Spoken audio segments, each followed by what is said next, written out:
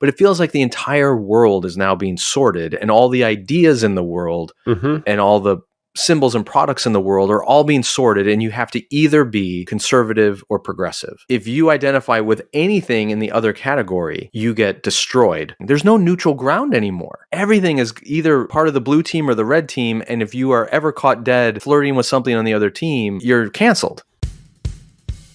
You talk about critical race theory has become this trigger for people, and it's a woke alarm and all that, but it's actually not critical race theory anymore. It's just race. It's just talking about race that sets off the alarms. Within broader evangelicalism, it used to feel like if you were egalitarian, you had the burden of proof. You had to justify that position. It feels a little bit to me like the burden of proof is shifting, where if you are going to advocate for a complementarian view, you now have the burden of proof and need to justify that based on scripture. I could be wrong. I'm sure it's different in different communities, but that's the vibe I'm getting. It's almost predictable when someone comes forward with an idea which challenges the conventional white patriarchal conservative view of whatever. The attacks are going to be, it's not biblical enough, they have an agenda, they're feminist, they're woke. Will evangelicals, or at least the cultural evangelicals, continue to fight for hegemony? Like they want the whole thing for themselves? Or will they ever come to a place saying, we are okay sharing this country with people that don't believe the same way we do? Demographics are going to resolve that in time no matter what. It's just you're seeing the death throes of the one side that can't handle the future.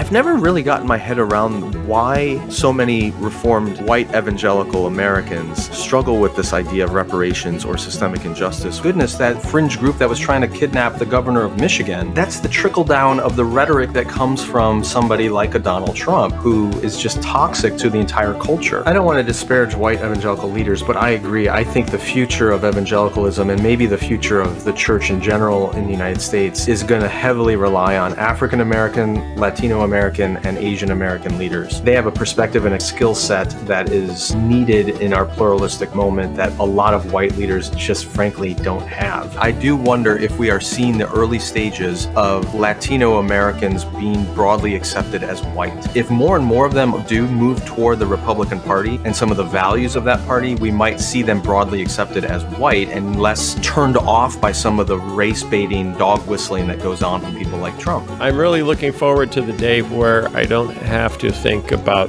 Donald J. Trump. I got so much real estate in my brain is going to be available now. If you name a child or pet Tucker, you might be a Christian nationalist.